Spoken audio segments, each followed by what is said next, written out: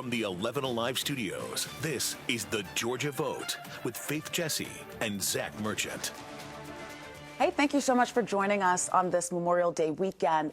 Congress is taking the next few days off after the House passed President Trump's signature piece of legislation, the One Big Beautiful Bill Act, and that is its formal name. That is its formal name, and it has now passed by a single vote in the United States House of Representatives. It now faces likely changes as it moves over to the U.S. Senate. The bill provides tax cuts for individuals and businesses, including a temporary increase in the child tax credit. Now, some of the biggest controversies surrounding the bill involve its cost and its potential impact on the Medicaid health program. Republicans are looking to generate savings with new work requirements, but Democrats warn that millions of Americans could lose coverage. This week, I talked with Republican Congressman Buddy Carter, who, like all other Georgia House Republicans, voted in favor of the bill. Let me tell you, this is one of the most consequential votes that we've ever had. It's a generational event whenever you are saving taxpayers from the highest tax increase that they would have ever experienced. 88% of Georgians would have seen a tax increase if we did not extend the tax cuts from the first administration. The nonpartisan CBO estimates that if this bill is passed, it will increase the federal deficit over the next decade by more than $3 trillion. Is that an efficient use of taxpayer dollars? Well, first of all, the CBO is notorious for not being right. They've been wrong more than they've been right. Is it going to increase the deficit? Yes, we need deficit reduction. That's why I have proposed that we do another bill, not to extend tax cuts, but just for deficit reduction. There are more changes that can be made, more reforms that can be made to SNAP and to Medicaid without hurting anyone, but to make the programs more efficient for the most vulnerable who truly need it, while helping to lower our deficit. You say you want to see the deficit reduced. You admit that this bill, if passed, will probably increase the deficit. Aren't those priorities pointing in different directions? Well, this bill may increase the deficit, but it would not increase it as much as if we had not done it. So we actually are going to have a lower increase, a smaller increase than if we had not done anything at all. Now, look, we need to address the deficit. Nobody disputes that. There's no question about that. We've got not a revenue problem in Washington, D.C. We've got a spending problem, and we need to address spending. This is a good start. Is it a perfect bill? No. I've never seen a perfect bill, but it is a daggum good start. Our full conversation with Congressman Carter is available to stream right now on 11 Alive Plus. You can download it for free and watch on your TV. And we do know that all 5 Georgia Democrats in the House voted against this bill, including Congresswoman Lucy McBath. This is part of the statement that she posted on social media. You have Speaker Johnson, House Republicans, and President Trump to thank.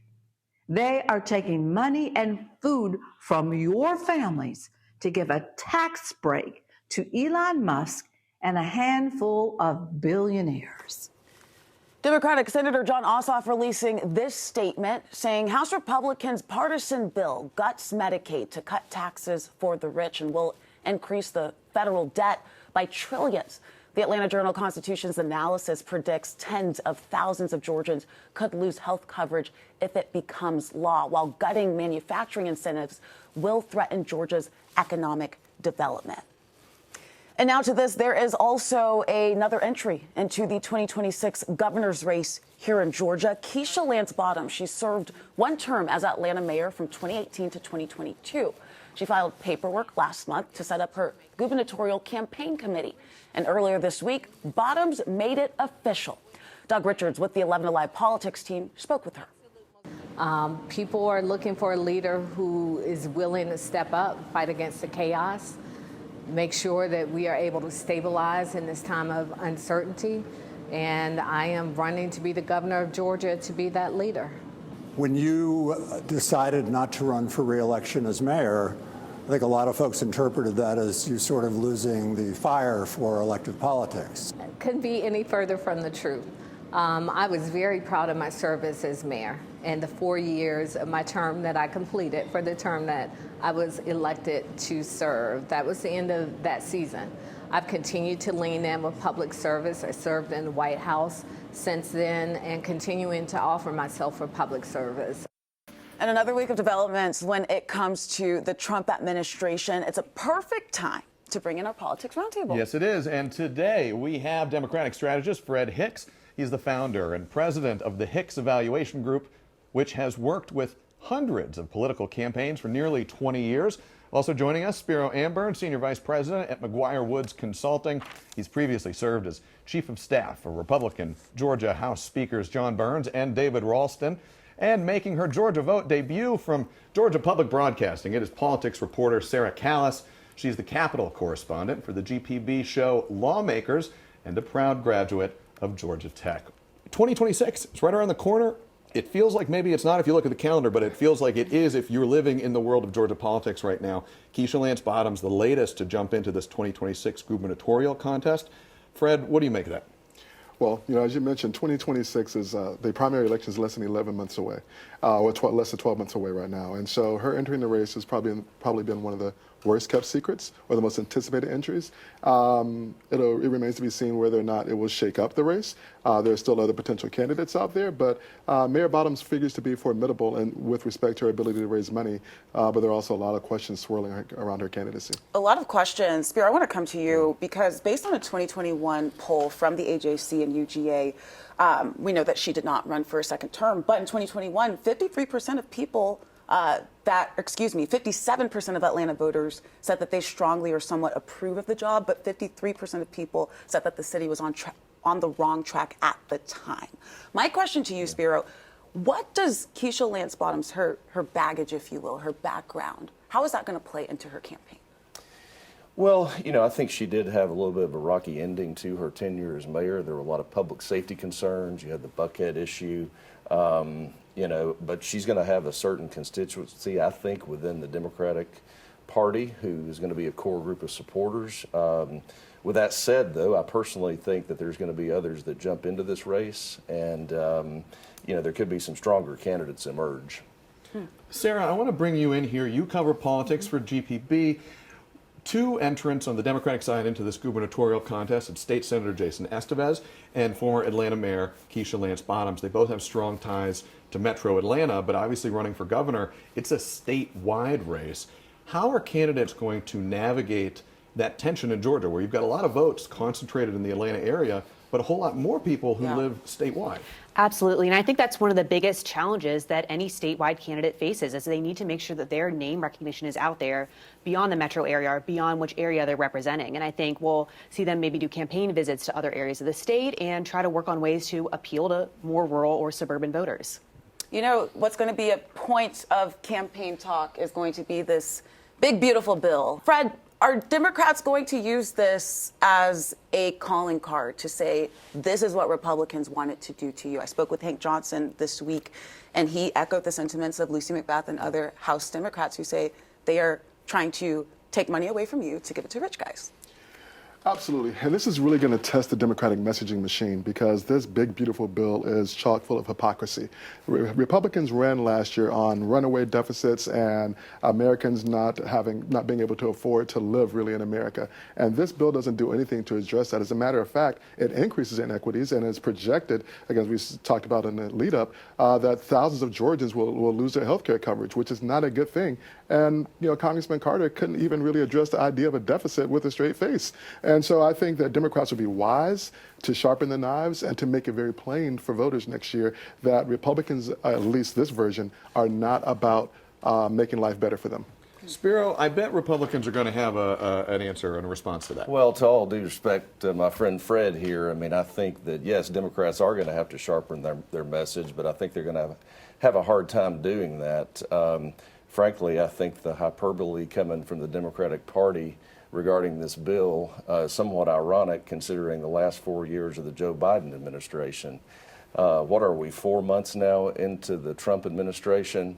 And this is a huge win that he's put on the board, not just him, but the Republicans in the House. So, you know, time will tell, obviously, how big and how beautiful this bill is, but I think it does deliver on the tax cuts that helps the average working family. It's not just for the, quote, rich people, and the Democrats have been trying to make that argument for 20 years, and that's just not a winning message. This always happens. We're going to have to cut you off here because we're going to go to break. The good news is the Georgia Vote and this panel continue right on the other side. We will continue with this conversation in just a moment. Sunday marks 5 years since the death of George Floyd, a Minneapolis police officer who was later convicted of second-degree murder, kneeled on his neck for more than 9 minutes, causing his death. That killing, caught on video, inspired protests for racial justice here in Atlanta and all across the country. That's right. So in May of 2020, we were also in the middle of a pandemic, fueling frustration in many communities. Well, first, we saw peaceful protests with thousands packing the streets. But as the sun went down, passion flared, and some of those demonstrations took a violent turn. Governor Brian Kemp activating the National Guard, Atlanta city leaders implementing a citywide curfew, and officers made several arrests. 2 students were pulled from their car and tased by police. That ultimately led to a $2 million settlement. And in the 5 years since Floyd's death, there was both reflection and protests here and a movement nationwide. I think it renewed the energy in this city around activism. It introduced a new generation to what it means to be a freedom fighter, what it means to be from Atlanta.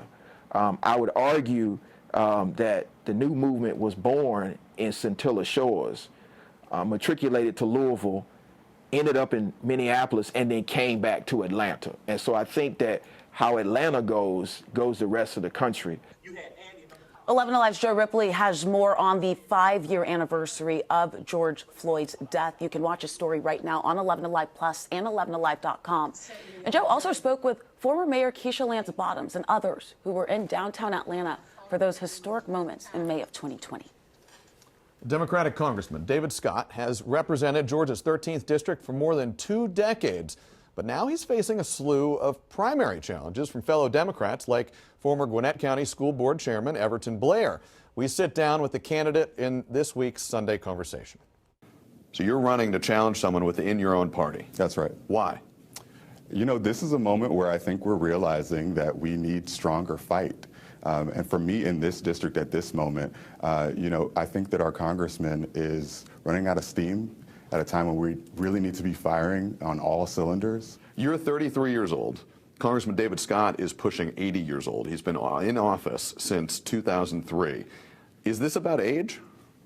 This is about more than age. I think we're seeing that folks who have been doing the work at various age groups have been able to really tap into what people are feeling and seeing. But when you don't show up, when you don't hold town halls, when you don't engage with folks regularly, when you're not present, I think you really need to ask the question, do we have the right representation at this moment in this district? What do you say to the folks inside the Democratic Party who lament these kinds of primary challenges and they say, this is the kind of thing that forces us to spend money defeating intra-party challenges that could be spent trying to flip districts from red to blue? Yeah, we just want a seat at the table. You know, I think that the Democratic electorate should be represented in the Democratic representation.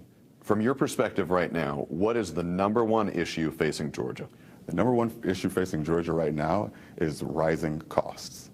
And I think that many of us are feeling that pinch every day.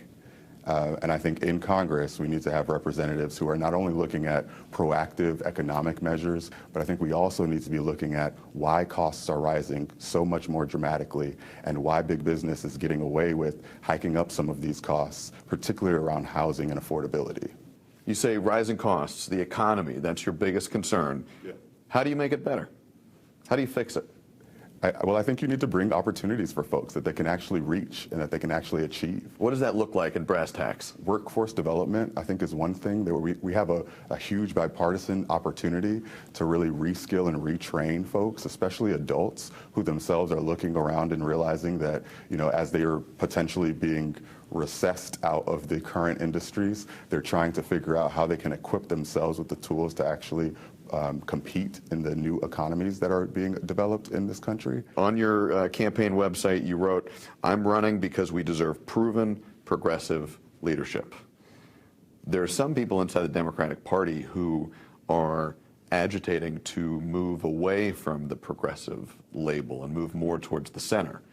You're going the other direction. What does progressive leadership mean to you?